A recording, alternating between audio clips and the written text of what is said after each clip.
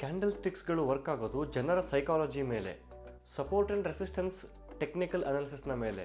Market ಯಾವಾಗ support ಹತ್ರ ಬರುತ್ತೆ ಆವಾಗ ಜನರ ಮೈಂಡ್ ಚೇಂಜ್ ಆಗಿ ಮಾರ್ಕೆಟ್ ಮೇಲ್ಗಡೆ ಹೋಗ್ಬೋದು ಅಂತ ಮಾರ್ಕೆಟ್ ಕೆಳಗಡೆ ಬೀಳ್ತಾ ಇರೋ ಮಾರ್ಕೆಟು ಮೇಲ್ಗಡೆ ಹೋಗಲಿಕ್ಕೆ ಸ್ಟಾರ್ಟ್ ಆಗುತ್ತೆ. ಅದೇ ಥರ ರೆಸಿಸ್ಟೆನ್ಸ್ ಹತ್ರ ಹೋದಾಗ ಜನರ ಮೈಂಡ್ ಚೇಂಜ್ ಆಗಿ ಪ್ರಾಫಿಟ್ ಬುಕ್ಕಿಂಗ್ ಮತ್ತು ಸೆಲ್ಲಿಂಗ್ ಪ್ರೆಷರಿಂದ ಮಾರ್ಕೆಟ್ ಕೆಳಗಡೆ ಬೀಳುತ್ತೆ. ಮಾರ್ಕೆಟಿಗೆ ಏನಾದರೂ ಸಪೋರ್ಟ್ ಆ್ಯಂಡ್ ರೆಸಿಸ್ಟೆನ್ಸ್ ಎಲ್ಲಿದೆ ಅಂತ ಗೊತ್ತಿದೆಯಾ? Answer is no. ಮಾರ್ಕೆಟಲ್ಲಿ ಹಿಸ್ಟ್ರಿ ರಿಪೀಟ್ ಆಗುತ್ತೆ. ಹಿಸ್ಟ್ರಿ ರಿಪೀಟ್ ಅಂದರೆ ಏನು?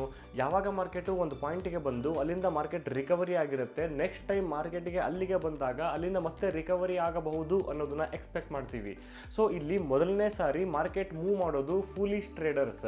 ಸೆಕೆಂಡ್ ಟೈಮ್ ಯಾವಾಗ ಮಾರ್ಕೆಟು ಅದೇ ಪಾಯಿಂಟಿಗೆ ಬರುತ್ತೆ ಅಲ್ಲಿ candlestick confirmation and along with the strategy multiple ಕನ್ಫರ್ಮೇಷನ್ನ ತಗೊಂಡು ಇಲ್ಲಿ ಸ್ಮಾರ್ಟ್ ಟ್ರೇಡರ್ಸ್ ಎಂಟ್ರಿ ಆಗ್ತಾರೆ.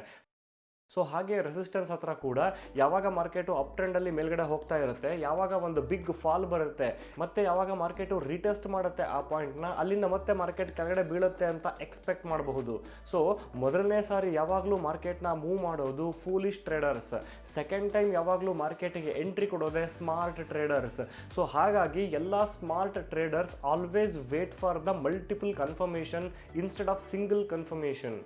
ಸೊ ಇದನ್ನೇ ಈ SMC ಕಾನ್ಸೆಪ್ಟಲ್ಲಿ weak low and weak high ಅಂತ ಬರುತ್ತೆ. ಸೊ ಈ ವೀಕ್ ಲೋ ಅಂತ ಬಂದಾಗ ಮಾರ್ಕೆಟ್ ಇಲ್ಲಿ ವೀಕ್ ಲೋ ಮಾಡಿದೆ ಆ್ಯಂಡ್ ವೀಕ್ ಹೈ ಮಾಡಿದೆ, ಆ ಪಾಯಿಂಟಿಗೆ ಮತ್ತೆ ಮಾರ್ಕೆಟ್ ಹೋದಾಗ ಅಲ್ಲಿಂದ ರಿವರ್ಸ್ ಆಗಬಹುದು ಅನ್ನೋದು SMC ಕಾನ್ಸೆಪ್ಟಲ್ಲಿ ಬರುತ್ತೆ.